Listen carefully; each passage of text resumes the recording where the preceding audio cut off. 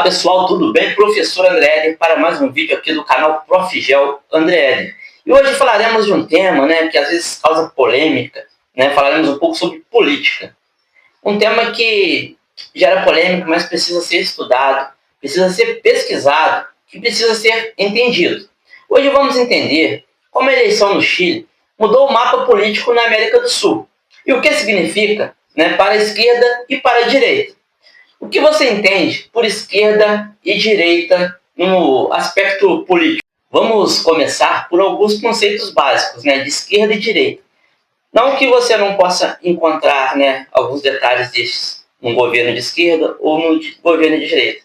Eu acho que até nessa questão de esquerda e direita às vezes pesa, não é mesmo? Não sei se vocês concordam comigo.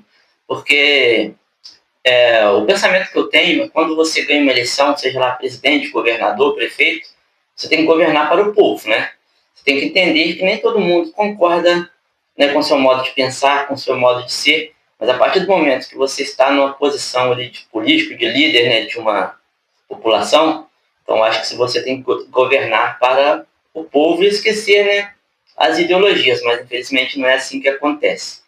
Geralmente, vamos falar os conceitos básicos. Esquerda, defesa de políticas sociais amplas, maior presença do Estado na economia, proteção de direitos trabalhistas e igualdade social. Já a direita, defesa de livre mercado, menor intervenção estatal, foco em segurança e tradição social. Exemplos práticos em economia, políticas sociais e direitos civis.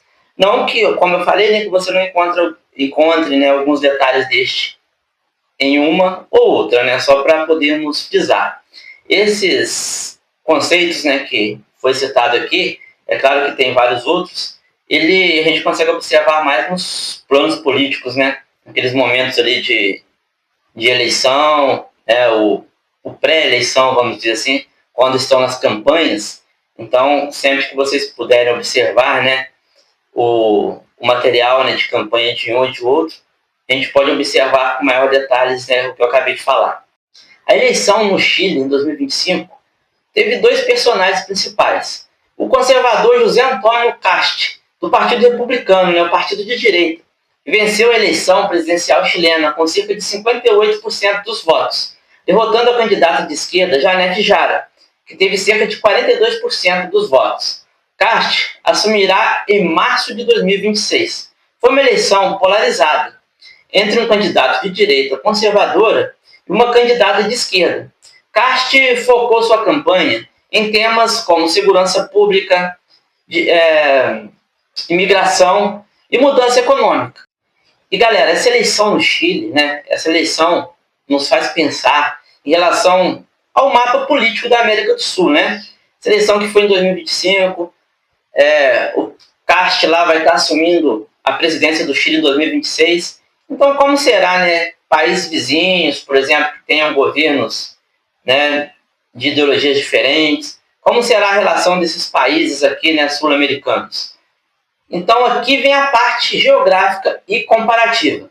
Com a vitória de Kast no Chile, o número de países governados pela direita e pela esquerda na América, na América do Sul, ficou equilibrado. Temos 6 governos, 6 governos de direita e 6 governos de esquerda. Antes da eleição, algumas análises mostravam vantagem da esquerda na região. Agora, com o Chile indo para a direita, o mapa sul-americano mostra equilíbrio.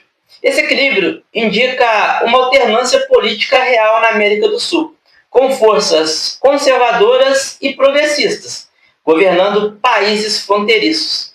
E, gente, a gente sabe muito que, vou usar como exemplo aqui as questões que a Venezuela passou, e às vezes nos preocupamos na escolha, de partido A ou partido B, para governar um país, uma cidade, mas muitas vezes temos que olhar também a pessoa, o ser humano, porque se um ser humano ali, ele for seguir seus princípios, ele vai governar com maestria, independente do partido que esteja. Assim como disse no começo, nós temos que buscar políticos que governam para o povo, que traz benefícios para o povo.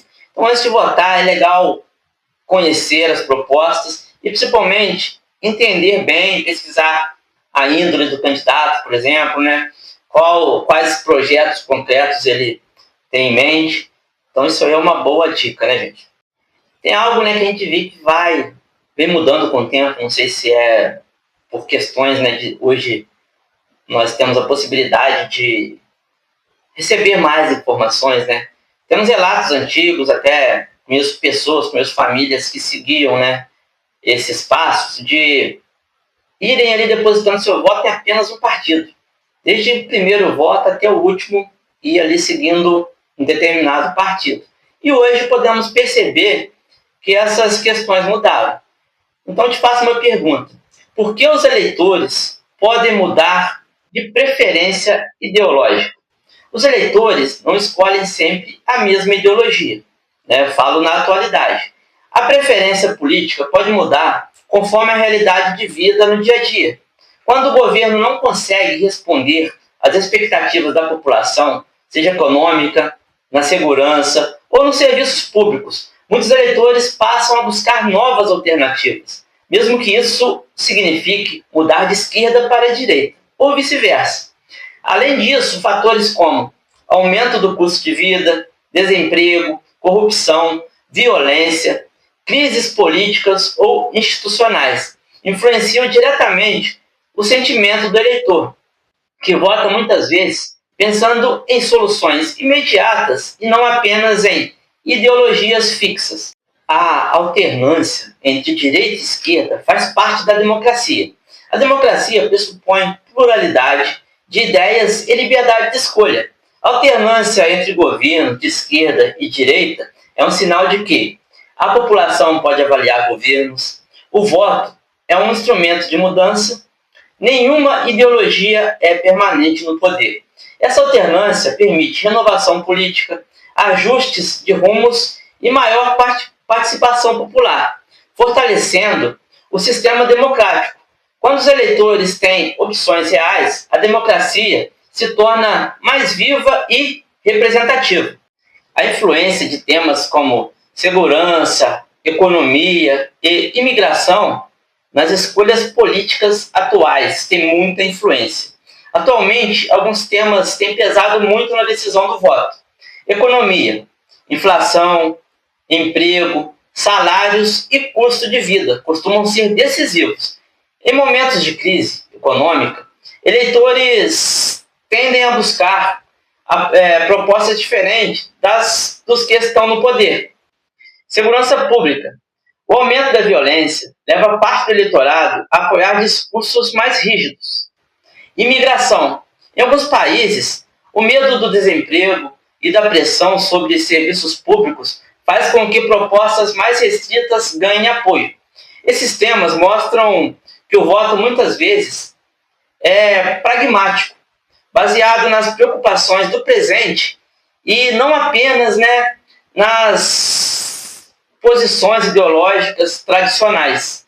Então tem essa questão, né, que muita coisa, né, além do que citado aqui, influencia o voto. Mas as principais são as que acabei de falar. Em uma democracia, respeitar a decisão política do outro é fundamental. Cada pessoa tem sua história, suas vivências e seus motivos para escolher em quem votar.